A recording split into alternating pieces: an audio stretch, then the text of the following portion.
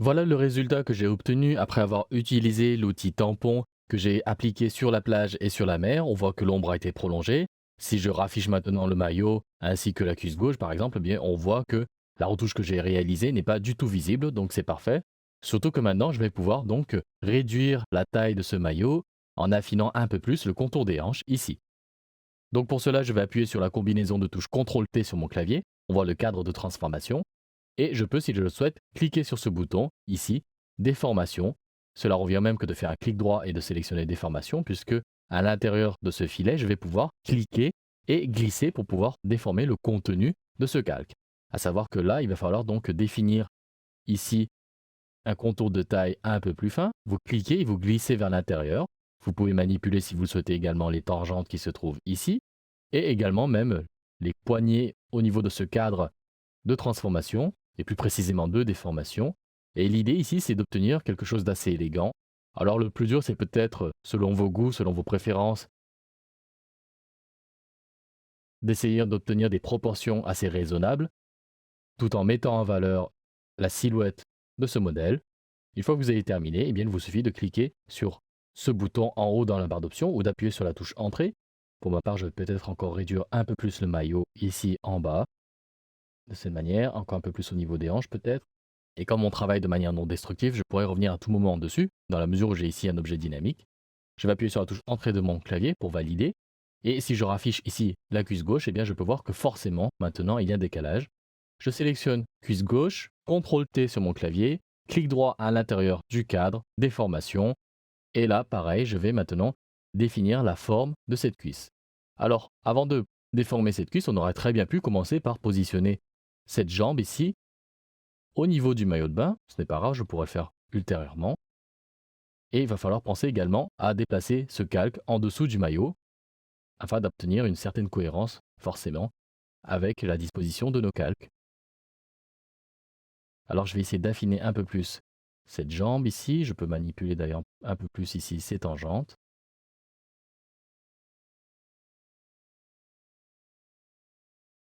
Ici, je vais donc déformer un peu plus.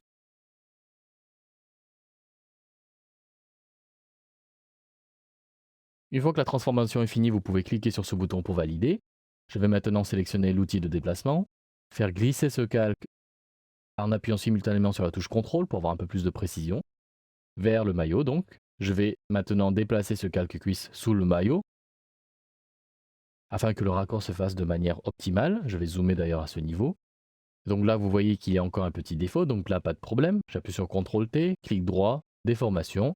Je retrouve le filet tel que je l'avais laissé précédemment, et là aussi, je peux revenir donc et redéplacer afin de raccorder, notamment au niveau de ce bassin par rapport au maillot de bain.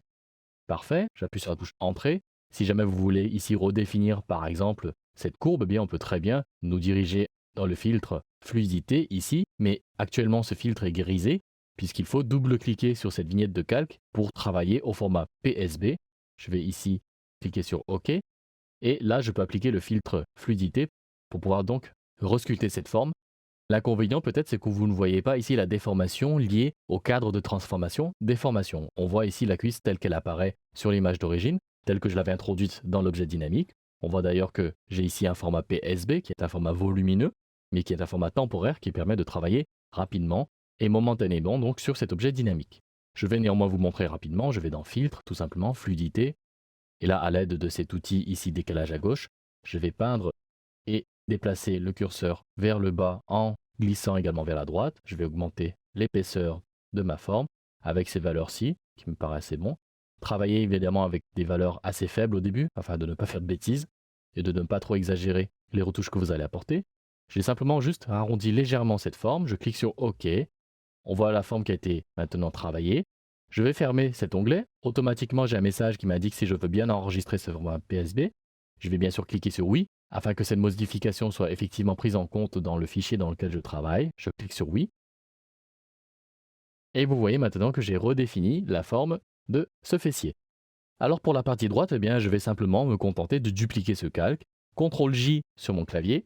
Et cette copie qui apparaît, je vais maintenant en faire asymétrique. Je vais simplement aller dans Édition, Transformation, Symétrie axe horizontal. La cuisse apparaît ici. Avec l'outil de déplacement, eh bien, je vais simplement déplacer maintenant cet élément. J'appuie sur CTRL sur mon clavier afin d'avoir plus de précision au niveau du positionnement de ce calque. Et là, comme c'est un objet dynamique également, je peux le retravailler à tout moment de manière non destructive en revenant sur ces déformations. Et vous voyez maintenant que j'ai rétabli ici les jambes de ce modèle. Et vous pouvez constater que la retouche a été faite de manière parfaite avec une continuité entre les jambes et le maillot de bain.